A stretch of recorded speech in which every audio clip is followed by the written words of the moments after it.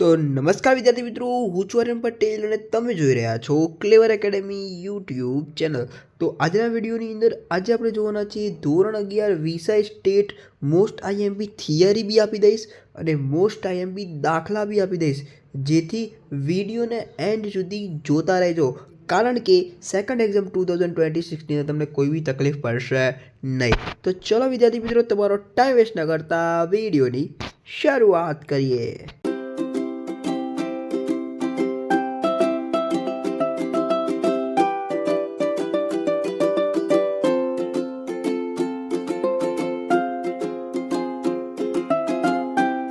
વિદ્યાર્થી મિત્રો, શરૂઆત કરીએ એના પહેલાં હું તમને કહી દઉં, ધોરણ 11ની તમામે તમામ વિષયની બ્લુ પ્રિન્ટના વિડીયો આવી ચૂક્યા છે। જાઓ અને જલ્દીથી જોઈ લો, બ્લુ પ્રિન્ટ તમને કરાવશે સ્માર્ટ વર્ક। ઓકે, વાત કરી લઈએ તો આપણે સ્ટેટની અંદરથી ચેપ્ટર નંબર 1થી શરૂઆત કરીશું। યાદ રાખી લેજો, તો ચેપ્ટર નંબર 1 હંમેશા સેક્શન સીની અંદરથી જ પૂછાતું હોય છે। તો ખાલીમાં ખાલી આની અંદરથી થિયરી જ કરવાની છે અને એ બી ગણીને કેટલા 5 થી 6 પ્રશ્નો જે તમને સ્ક્રીન ઉપર દેખાયેલા છે। કયા કયા તો એ તમે જોઈ શકો છો। એક તો માહિતીની વ્યાખ્યા કરવાની છે, માહિતી એટલે શું, કોક્સ્ટન અને કાઉડન દ્વારા આપેલા આંકડાશાસ્ત્રની વ્યાખ્યા, ચલ લક્ષણ એટલે શું, બિનપ્રકાશિત માહિતી એટલે શું, પ્રશ્નાવલી એટલે શું અને ગુણધર્મ એટલે શું। તો વિદ્યાર્થી મિત્રો, આટલા પ્રશ્નો તમારે કરવાના છે। હવે અહીંયા આની અંદરથી મોસ્ટ આઈએમપી કહું તો કોક્સ્ટન કાઉડનવાળી મોસ્ટ આઈએમપી થઈ જશે, પ્રશ્નાવલી મોસ્ટ આઈએમપી થઈ જશે, બિનપ્રકાશિત મોસ્ટ આઈએમપી થઈ જશે।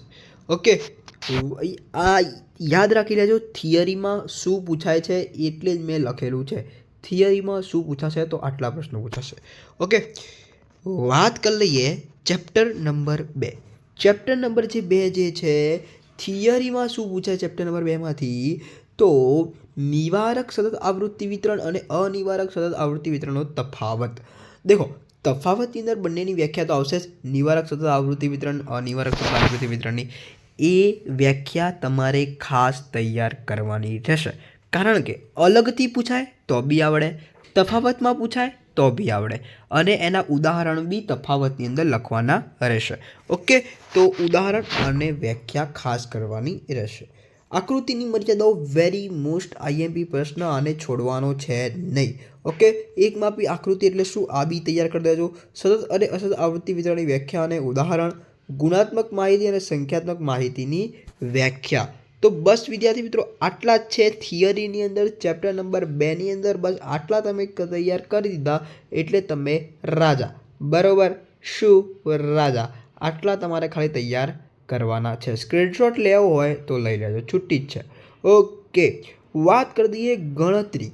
ગણતરીમાં શું પૂછાશે, એટલે ચેપ્ટર નંબર 2 જે છે એમાંથી દાખલા કયા પૂછાશે તો ખાસ જોઈ લો। સ્વાધ્યાય 2માં સેક્શન નંબર સીમાં જે એમાંથી ક્વેશ્ચન નંબર 9, 10 અને 11, 9, 10 અને 11, ચેપ્ટર નંબર જે સેક્શન નંબર જે ડી જે છે એની અંદરની આપણે વાત કરીએ તો ક્વેશ્ચન 9, 11, 12, 13, 14।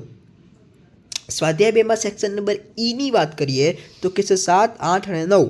ક્વેશ્ચન સ્વાધ્યાય 2.1ની અંદરથી 5, 6, 7, 10। સ્વાધ્યાય 2.2માં પહેલું, બીજું, ત્રીજું। જો તમને આળસ આવતી હોય તો ખાલીમાં ખાલી સેક્શન સી, ડી, ઈ તો તૈયાર કરીને જજો, ભલે આ બે વસ્તુ ના કરો પણ આ તો ખાસ કરીને જજો। ઓકે, છોડતા નહીં તને। અને જો એવું હોય કે મારે 50માંથી 50 લાવવા છે, આ જ આઈએમપીમાંથી પૂછાશે એ આપણી ગેરંટી છે, આમાંથી તૈયાર કરીને જજો। ઓકે, વાત કરી દઈએ આગળ ચેપ્ટર નંબર 3, થિયરીમાં શું પૂછાય છે ચેપ્ટર નંબર 3માંથી, તો કઈ સરેરાશને ઇષ્ટતમ સરેરાશ કહેવાય। આ વેરી મોસ્ટ આઈએમપી છે। સોરી, બેકગ્રાઉન્ડની અંદર થોડો અવાજ તમને ડિસ્ટર્બ કરશે, પણ આઈએમપી સાંભળીને જજો।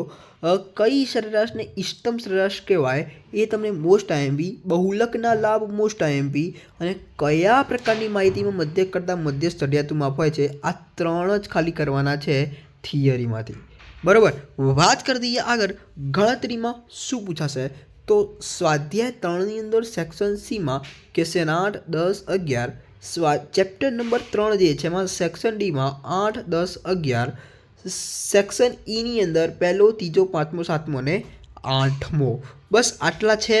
અને આપણે 3.1, 3.2ની વાત કરીએ તો 3.1માં પાંચમો અને સાતમો, 3.2માં બીજો, ત્રીજો, 3.4માં 3.3 નથી કરવાનું, 3.4ની અંદર બીજો, ચોથો, પાંચમો અને 3.5માં ક્વેશ્ચન નંબર 3.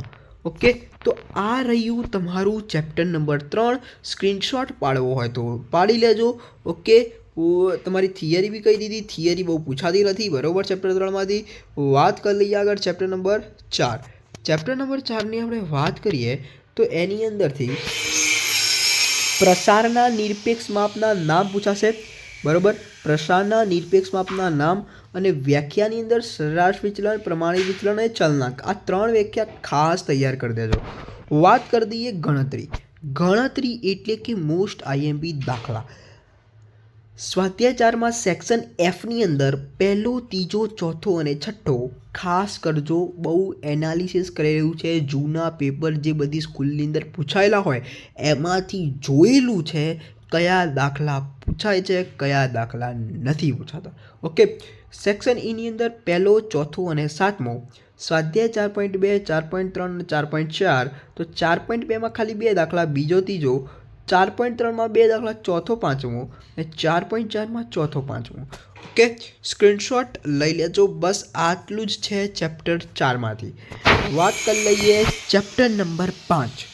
ચેપ્ટર નંબર 5ની વાત કરીએ તો થિયરીમાં શું પૂછાશે, તો થિયરીની અંદર સમમિત આવૃત્તિ વિતરણના લક્ષણો, સમમિત આવૃત્તિ વિતરણના લક્ષણો, ધન વિષમતા અને ઋણ વિષમતાનો તફાવત પૂછાઈ શકે. એટલે કે આની અંદર પેલાના જેવું જ કે ધન વિષમતાની વ્યાખ્યા તૈયાર કરવાની, ઉદાહરણ તૈયાર કરવાના, ઋણ વિષમતાના વ્યાખ્યા, ઉદાહરણ, એ 2 પોઈન્ટ્સ તમારા વ્યાખ્યાના ઉદાહરણના થઈ જશે, બરાબર. બીજા 3 જે પોઈન્ટ છે તમે ગાઈડની અંદર કે અધર મટીરિયલની અંદરથી વાંચતા હોય એમાંથી તમારે બીજા ટોટલ 4 થી 5 મુદ્દા કરવાના. ઓકે, વ્યાખ્યા અને ઉદાહરણ તૈયાર કરશો તો તમે ફાયદામાં રહેશો. કારણ કે કદાચ તમને સેક્શન સીની અંદર એક પ્રશ્ન આવી ગયો કે ધન વિષમતા એટલે શું, ઉદાહરણ સહિત સમજાવો, તો એ પ્રશ્ન તમારે એ મગજની અંદર હોય ને તમે લખી શકો. ઓકે, એટલે તપાસવાનો હોય. ઓકે, વાત કરી દઈએ વિષમતાના પ્રકારો પૂછાઈ શકે છે. વિષમ આવૃત્તિ વિતરણના લક્ષણો ખાસ તૈયાર કરી દેજો. કાલ્પનિક વિષમતાંક શોધવાની રીત. આટલા પ્રશ્નો છે, તૈયાર કરી લેજો. વાત કરી દઈએ હવે મોસ્ટ આઈએમપી દાખલા.